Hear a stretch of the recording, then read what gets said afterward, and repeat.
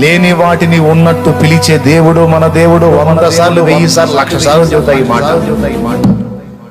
ఉన్నదాన్ని లేనట్టు చేయగలుగుతాడు, లేని దాన్ని ఉన్నట్టే పిలుచువాడు ఆయన.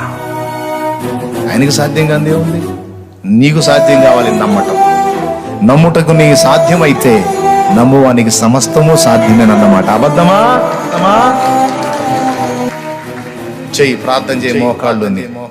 నీ పరిస్థితులు ఇలానే ఉంటాయి అనుకుంటున్నావేమన్నో, ఆయన తప్పకుండా మార్చబోతున్నాడు.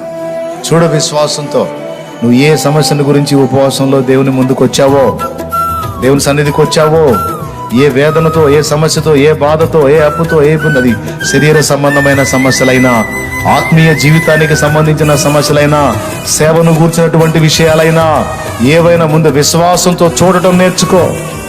దేవుని సందేహించకుండా నమ్మటం నేర్చుకో.